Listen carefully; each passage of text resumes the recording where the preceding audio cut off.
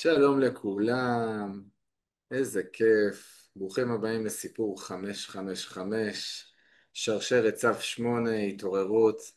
והיום אנחנו מארחים את אילניה עמי זוהר, חברה יקרה.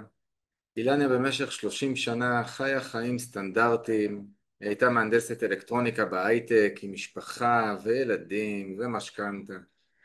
ואז היא ייסדה את שיטת החושן המקודש, שזו שיטה טיפולית בגוף, נפש ורוח. אילניה היא מוזיקאית, היא מנגנת על נבל והיא שרה עם קול מלאכי מדהים מדהים מדהים מדהים מדהים. אילניה, ערב טוב. אני רוצה ערב לשאול, טוב, קודם כל אני ממש ממש שמחה להיות פה ומתרגשת, ואני מאמינה שההתרגשות הזאת תיראה גם בהמשך, והכל בסדר, זה חלק מהחיים. איזה כיף, איזה כיף ככה להביא את עצמך כמו שאת באותנטיות שלך, אנחנו ממש אוהבים את זה. אני רוצה לשאול אותך, אילניה, קודם כל, אם את יכולה להסביר בכמה מילים מה זה החושן המקודש. אוקיי, אז החושן המקודש היא שיטה טיפולית שמציבה את הנשמה במרכז החיים. הנשמה שלנו היא לא סתם עוד איזה משהו שיש לנו כמו הגוף הפיזי או גוף הרגש. הנשמה שלנו היא המרכז, היא זו שבעצם מחליטה לרדת לפה, והיא עיקר החיים, היא אינסופית, היא מתגלגלת כל הזמן מחיים לחיים, ויש לזה מלא הוכחות. אם אתם לא מאמינים אז תפתחו אינטרנט ותמצאו, מי שרוצה למצוא את ההוכחות לזה מוצא. זאת אומרת, הנשמה קיימת, היא מתגלגלת, זה מוכח במיליון הוכחות. ובעצם הנקודה היא לראות את החיים מנקודת המבט של הנשמה, כי היא העיקר, כי בשבילה אנחנו נמצאים פה. אנחנו הנשמה למעשה, אבל אנחנו לא תמיד מודעים לזה. אנחנו חווים את הגוף הפיזי את התפאורה הזאת, את העולם, עולם החומר, אנחנו חווים אותו בצורה נפרדת, בנפרדות. אז אנחנו בעצם, זה כמו שיש איזשהו משחק בתיאטרון עם הצגה ותפאורה ושחקנים, ואנחנו בתוך ההצגה הזאת, רק ששכחנו שזאת הצגה, פשוט מאוד. אז זה כמו, כאילו השכחה הזאת של ההצגה, זה בעצם כמו שלוקחים ילדים שמשחקים תופסת, אבל קושרים להם את העיניים, כדי שזה יהיה יותר מעניין. כי עם עיניים פתוחות זה פחות מעניין. אז כשהעיניים עצומות זה יותר כיף, יש בזה הרבה יותר עניין. אז חלק מהעניין של המשחק זה שאנחנו שכחנו מי אנחנו, מה אנחנו עושים פה, למה אנחנו פה. זה חלק מהמשחק הזה שאני מדברת עליו. וכדי למצות את החיים ולהרגיש את האושר, כדאי שנבין את המטרות, בשביל מה הנשמה נמצאת פה, למה יש לנו קשיים בכלל, למה יש לנו את הקשיים, לא למה. כי כשאנחנו שואלים למה זה בעצם סוג של קורבן, אנחנו קורבן, למה קורה לנו כך וכך, אבל כשאנחנו שואלים למה יש לנו את הקשיים, אנחנו בעצם שואלים, זו שאלה של אדם שמבקש להתפתח. וכל אתגר בחיים יש לו מטרה ללמד אותנו משהו. זה נקרא שיעורי חיים, יש לזה שם, וזה קצת דומה למשחק מחשב. יש אתגרים, וכשמתגברים על אתגר מקבלים נקודות, מקבלים פרסים. אז זה ממש ככה בחיים. אם יש לי אתגר בחיים ואני מצליחה לפצח את החידה שמאחורי האתגר הזה, ולהבין מה מטרת האתגר עבור הנשמה, אני זוכה לקבל מתנה. וככל שהאתגר הוא קשה יותר, ככה המתנה היא מהממת יותר. וזה ממש, זה החיים. אז רוב האתגרים שלנו זה בעצם לזהות בתוכנו תכונות, התנהגויות, בגישה שלנו לחיים, לסיטואציות, לאנשים, ובעיקר לעצמנו. האתגרים יכולים להיות בכל מיני תחומים. האתגרים ממופים בגוף הפיזי והרגשי והאנרגטי שלנו. ממש יש מיפוי של אתגרים לפי הנושא שלהם. למשל, הגדרת גבולות, או תחום אהבה זוגית, או השפע, או הרגשות הנמוכים כמו פחדים או כעסים, או היחסים בתוך המשפחה, היחסים לחברה וההשתייכות שלנו, ההצלחה בקריירה, הלימודים, הכבוד, הרצון. כל בן אדם יש לו את התחום שבו הוא מתמקד בחיים, והוא בעצם, התחושה היא שזה החיים שלנו תלויים על זה. זה הדבר הכי חשוב שיש לנו בחיים בעצם. אז כשאנחנו עומדים מול אתגר, נדמה לנו שכל חיינו תלויים באתגר הזה. וכשאנחנו נכשלים שוב ושוב, האנרגיה שלנו יורדת, פוחתת. היא יורדת במיוחד במקום שבו הגוף קשור באתגר, זאת אומרת בצ'קרה או באיבר מסוים, שם האנרגיה יורדת ספציפית. אפשר ממש למדוד את זה. וכשאנחנו פותרים את האתגר, האנרגיה באותו מקום קופצת בשנייה אחת חזרה למעלה. זה פשוט מדהים לראות את זה. ואם לא פתרנו את האתגר, ועמדנו עם הגב לקיר, ועדיין לא פתרנו את האתגר, אז הגוף הפיזי בעצם לוקח על עצמו לזכור את האתגר הזה. ואז מתפתחת חולשה בגוף, או מחלה אפילו, באותו מקום, שהנושא לא היה פתור. ולמה הגוף לוקח על עצמו את זה? כדי שהרגשות שלנו ישתחררו, והמחשבות שלנו ישתחררו, ונוכל בעצם לעבור לאתגר אחר. אז זה בגדול ככה המנגנון שהולך פה. למעשה אנחנו יכולים להרים את האנרגיה בדרך של הילינג או של צלילים, משהו שמעלה לנו את התדר. זה רק פתרון זמני, זה כמו תחבושת. אבל לפעמים הרמת האנרגיה מאפשרת לנו להתחבר יותר חזק לנשמה, יותר פתאום לקלוט את הנשמה, את הרמזים שלה, ולהגיע לפתרון של האתגר. לא תמיד נדע לקשר בין הדברים, אבל כשזה קורה, שם מתחולל הקסם של ההילינג. זאת אומרת, זה התפקיד של ההילינג בעצם, זה להרים לנו את התדר, כדי שנוכל לחוש את הנשמה בצורה יותר ברורה. בחושן המקודש אנחנו משתמשים בתדרים, באנרגיות של 13 אבני חושן מאטלנטיס העתיקה. זה קודם כל טיפול אנרגטי. האבנים מתאימות לאזורים בגוף, לצ'קרות, לתדרים של הצ'קרות, ובעצם הטיפול האנרגטי לא דורש אפילו נוכחות פיזית של המטופל, ולא דורש את האבנים פיזיות, אלא רק את הידע של איזה תדר, איזה תכונות יש לכל אבן. והאבנים האלה ממש מתאימות לצ'קרות, לצ'קרה פנימית, לצ'קרה חיצונית, שזה אומר היחס שלי לעצמי, הפנימי, או היחס שלי לבחוץ. יש ממש חלוקה של האבנים לפי התפקידים של כל אבן ואבן. מעבר לטיפול האנרגטי, הטיפול מתמקד ברמת הנפש, כלומר, ברמת הרגשות, איך אנחנו משנים את היחס שלנו לאתגר, או ברמת התודעה, מתוך הבנה שהנפש משרתת את שיעורי החיים שלנו. הרבה פעמים הטיפול מתחיל מהתמקדות בגוף הפיזי. משם ניתן להגיע לרגשות, לתודעה ולשיעורי החיים. זאת אומרת, זה לא פשוט תמיד לראות את שיעורי החיים, זה לא טריוויאלי. בכל מקרה, חשוב לזכור שכל אתגר שיש לנו בחיים בא כדי שנלמד משהו מחוויית האתגר, כדי שנשתנה. הפתרון הוא אף פעם לא בחוץ, לשינוי המציאות. הוא תמיד אצלנו, לשינוי היחס למציאות או לעצמנו. וזאת בעצם בשורה נפלאה, כי זה אומר שהוא בשליטתנו הבלעדית. מצד שני הוא באחריותנו הבלעדית. טיפול בשיטת החושן המקודש עשוי להגיע עד להוצאת אנשים מסוימים ממצבי קומה, או בהגשת עזרה אנרגטית לנשמות שעוזבות את הגוף, בתהליך מיוחד שעוזר להם להבין את שיעורי החיים שהם לא הצליחו לעבור במהלך חייהם. וואו, אילניה, זה ממש ממש ממש מעניין ומסקרן. עכשיו, אני יודע שאת לתקופה מסוימת קצת עזבת את החושן המקודש, ועכשיו בעת האחרונה חזרת אליו שוב, והייתי רוצה לשאול אותך, למה דווקא עכשיו את חוזרת לחושן המקודש? מה קורה עכשיו?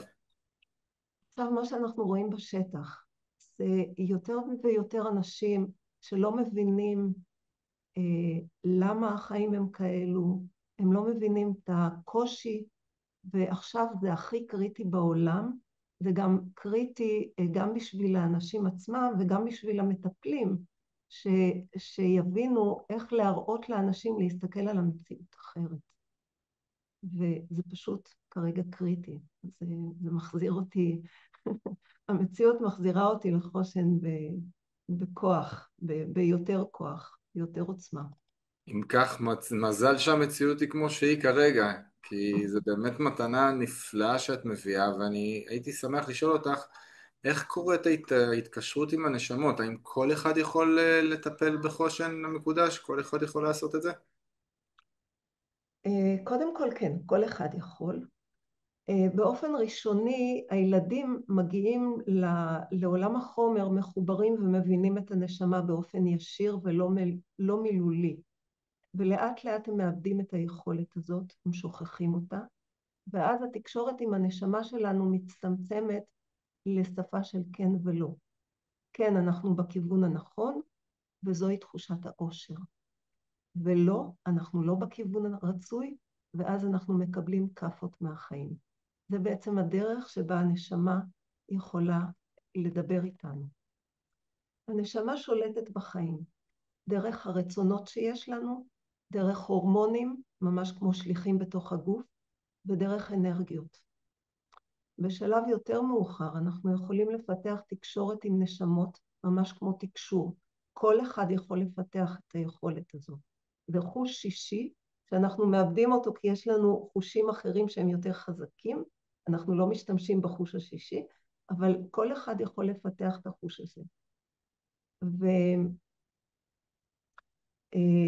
אבל החוש הזה לא מאפשר לנו לדבר עם הנשמה שלנו, של עצמנו. שם זה חסום ובכוונה.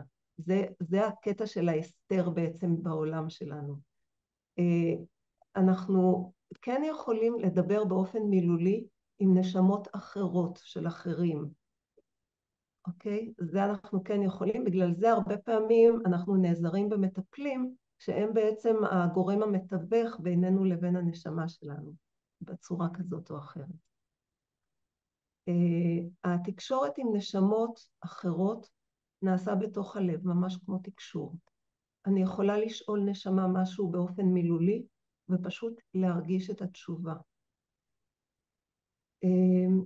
ככל שאנחנו מתפתחים ומצליחים להתקדם בעבודה הפנימית שלנו, ולקלף את הקליפות של ההיכרות האישית שלנו עם עצמנו, אנחנו מקבלים יותר מתנות מהנשמה, ואנחנו יכולים יותר לתקשר.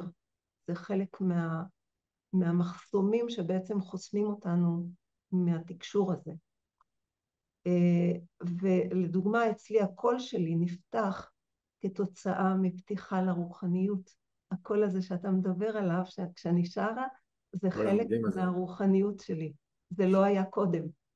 כל החיים שלי לא שרתי. זה התפתח כתוצאה מהתפתחות רוחנית. במצבים מסוימים אני יכולה לקבל צלילים מהנשמה של המטופל, ואז הצלילים מעלים לו את התדר, את האנרגיה, וזה מאפשר לו להיזכר במשהו חשוב, ברמז, בציון דרך משמעותי. וואו, מעניין. אילניה, מה זה אומר בעצם שיש לנו חופש בחירה? שאלה מעניינת. בחירה זה לא אומר באיזה יעד אנחנו נבחר לנסיעה הבאה בחו"ל. בחירה זה לחיות את החיים בדרך שמביאה סיפוק ואושר.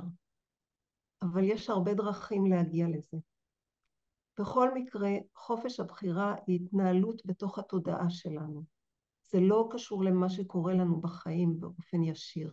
זה קשור ליחס שלנו לחיים, איך אנחנו חווים את החיים. חופש הבחירה אומר שאנחנו מודעים לבחירה שלנו, כלומר התנסינו במספר אפשרויות, ואז בחרנו מה שמביא לנו סיפוק ותחושת עושר ואנרגיה גבוהה. זאת אומרת, אנחנו מרגישים בעצם את תשובת הנשמה לבחירות שלנו. ומה זה דורש? אני אציין אולי כמה דברים שעוזרים לחוות יותר את הבחירה ואת העושר. אם לא הצלחנו, בשביל זה יש מטפלים. אז דבר ראשון, אומץ.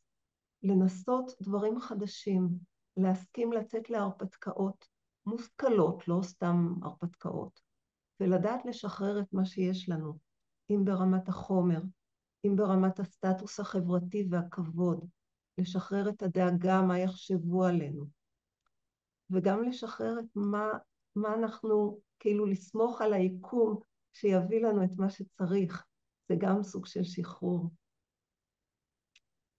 חופש דורש גמישות מחשבתית, גמישות של המוח, ואפילו באופן פיזיולוגי, ממש ברמה של הגוף הפיזי. זה דורש להימנע משליליות, מרגשות, מחשבות ודיבור שליליים שמורידים לנו את התדר. זה דורש שחרור מכעסים. הכעס שמתפרץ החוצה מתפרץ גם פנימה ונשאר בתוכנו. עלינו להיות סנגור של האחר כדי לא לכעוס עליו. ממש להצדיק את האחר תמיד. זה אומר לשחרר כמה שאפשר, להשתחרר כמה שאפשר מפחדים ורגשות נמוכים שחוסמים אותנו, כמו קנאה, כמו ביקורת עצמית. זה להבין את מטרת החיים, להסכים לחוות אתגרים, במיוחד בזוגיות, כי מתוך הבנה שהאתגרים באים ללמד אותנו משהו, ללמד אותנו חמלה, חמלה לאחר ולעצמנו. לא באנו לכאן לחופש, לנופש.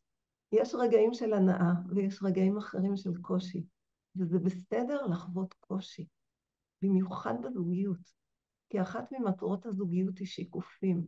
בן הזוג משקף אותי כדי שאני אתקן את היחס לעצמי.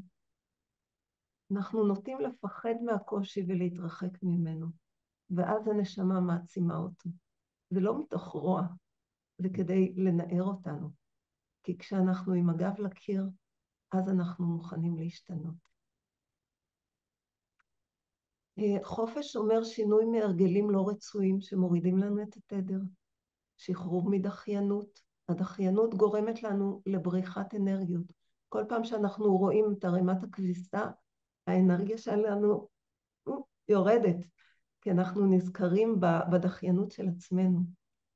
אז לרוב כשאנחנו עושים משהו שדחינו הרבה זמן, ואנחנו עושים אותו, אנחנו פתאום מסכימים לדחות את הדחיינות, אנחנו פתאום מגלים שזה היה משהו כל כך פשוט, ואנחנו לא מצליחים להבין בכלל למה דחינו את זה, מה עמד מאחורי הדחיינות הזאת. לפעמים יש בלגן והוא גדול, אז בצעדים קטנים אנחנו צריכים להתחיל לעבוד על זה ולסדר פינה-פינה, כל פינה בתור שלה. אבל העבודה על דחיינות היא מאוד מאוד משמעותית לאנרגיות שלנו. יש עוד משהו שנתקלתי בו בחיים שלי, זה החלפה של דמויות במצב של ריבוי תפקידים. אני עבדתי בהייטק, הייתי אימא, עקרת בית, קריירה, כאילו הכל ביחד.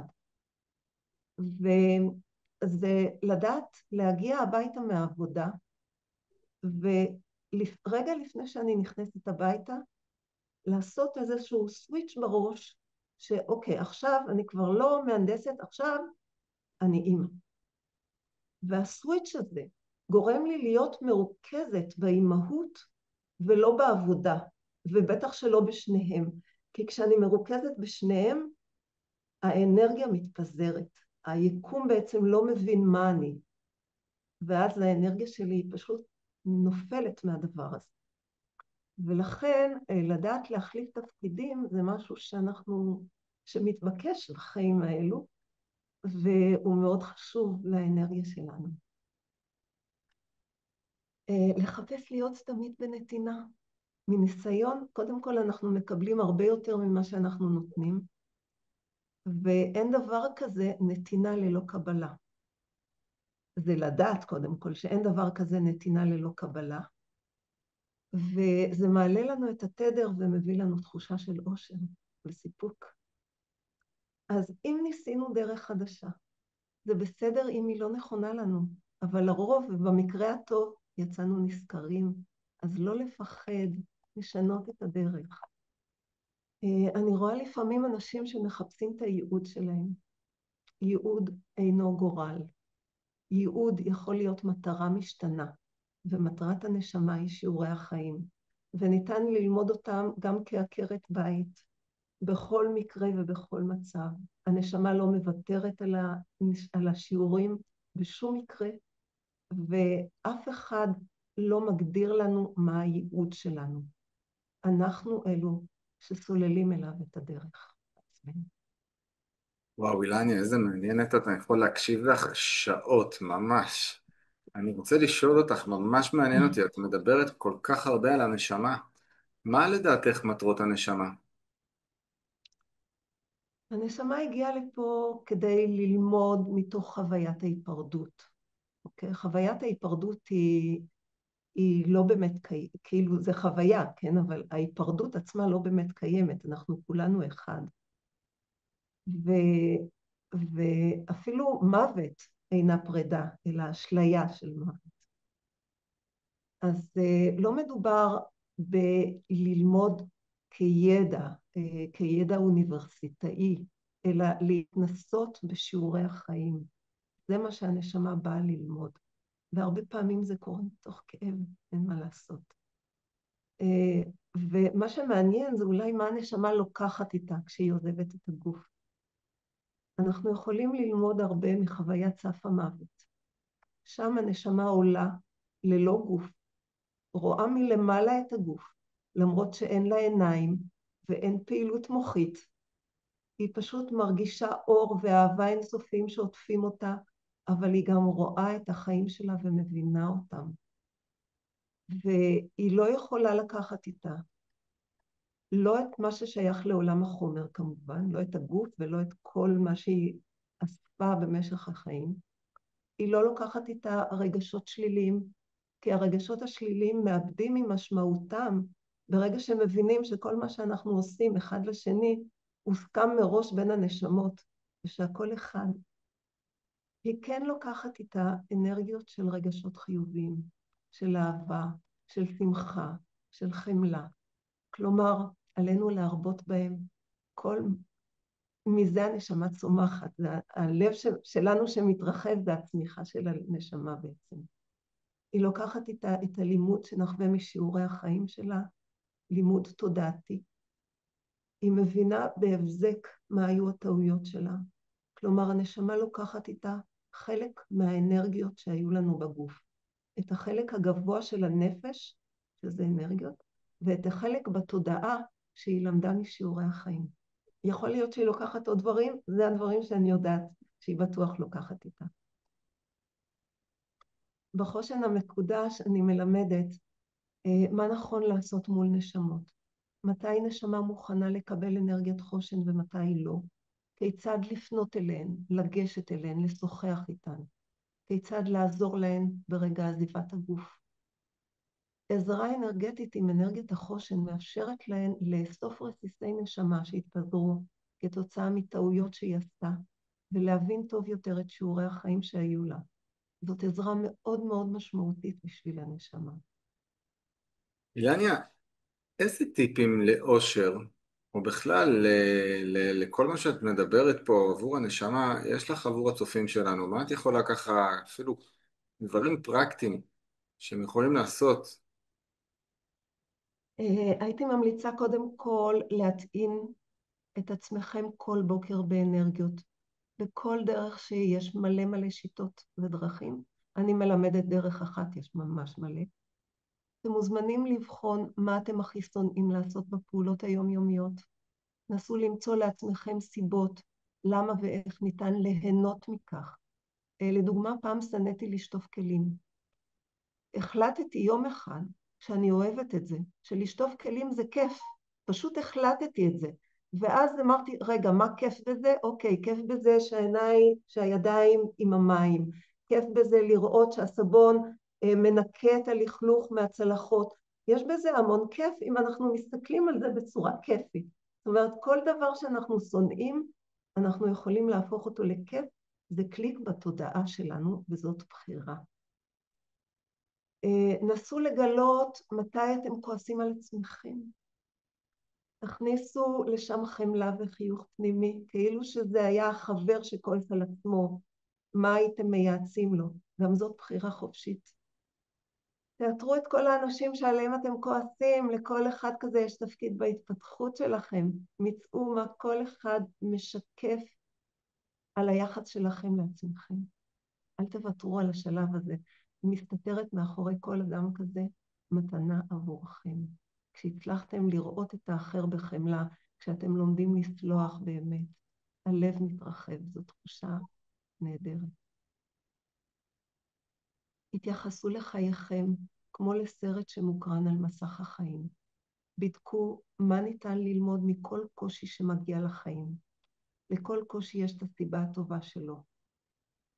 העזרו במטפלים. ועוד דבר, הפחיתו שעות מסך, הגדילו שעות פנאי לטובת טבע, ריקוד, יצירתיות, משחק, מוזיקה, לטובת שהות עם עצמכם. זה ממש ממש חשוב לקשר שלכם עם הנשמה. וואו, תודה. אני יכול לשאול אותך שאלה ככה, לקראת סיום, את מדברת על התנת אנרגיה כל בוקר. אחד, מה זה בכלל אנרגיות, למי שלא יודע, ושתיים, היכן פוגשים אותם, איך אפשר להיטען בבוקר בכלל? אה, קודם כל, פוגשים אותם במלא מקומות ביום-יום.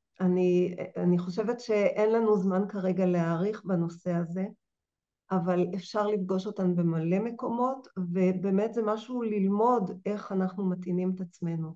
זה משהו שאנחנו חייבים ללמוד אותו בעצם.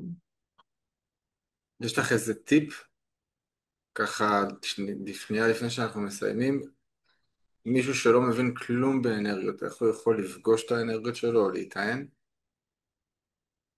אמ, פשוט לדמיין את האנרגיה נכנסת לגוף, לדמיין אנרגיה. אני לא יכולה כרגע להרחיב את הנושא הזה לצערי, אבל זה באמת משהו אפשר ללמוד אותו, אפשר ללמוד כל שיטה אנרגטית, יש מלא שיטות של הילינג, כל שיטה אנרגטית בעצם מלמדת אותנו לעשות את זה, את ההתאמות מדהים. הזאת. תגידי, מאיפה האומץ לעזוב את ההייטק ולפתוח קורס? אה, היקום קצת עזר לי עם זה, קצת דחף אותי לזה, האמת. אה, ובאמת זה סיפור לפגישה נוספת, אני חושבת. לא, אני לא אספיק עכשיו להגיד את זה, אבל בוא נאמר אני ממליצה את הקורס הזה לכל מי שמטפל, לכל מטפל זה יכול לעזור, וגם למי שלא מטפל זה יכול לתת לו המון המון מושגים וכלים בסיסיים שיכולים לעזור לו בחיי היום-יום, לתמוך בו. האמת היא שזה קורס מעמיק שנמשך כמה חודשים טובים, אבל יש סדנת התנסות, והסדנה הקרובה ביום ד' 25 ליוני בחיפה, והיא כוללת סאונד הילינג, כלים בסיסיים להטענה וטיפול עצמי באנרגיית אבני החושן, כך שאפשר לקבל בסיס מאוד מאוד מאוד משמעותי בסדנה הזאת, ומי שמעוניין בפרטים יכול לשלוח לי הודעה בוואטסאפ. מספר הטלפון שלי 054-998-9949,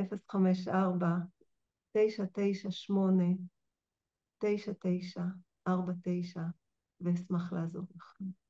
וואי, ממש מסקרן, אילניה, ממש תודה רבה. יש סיכוי שאני אגיע לסדנה הזאתי. אה, כן, ממש תודה, למדתי ממש מלא. את יודעת, אנחנו מכירים לא מעט זמן ואני שומע על החושן, אבל עכשיו ממש סקרנת אותי. עכשיו ממש עשית לי חשק לבוא ללמוד את זה, אז המון המון המון תודה. זה היה לי היה ממש לי כיף. ממש כיף. כיף לראות אותך, וכיף לשמוע אותך, וכיף להתראיין פה, ואני מקווה שנתראה בקרוב. בטוח. תודה. תודה תודה רבה. לכולם. תודה רבה.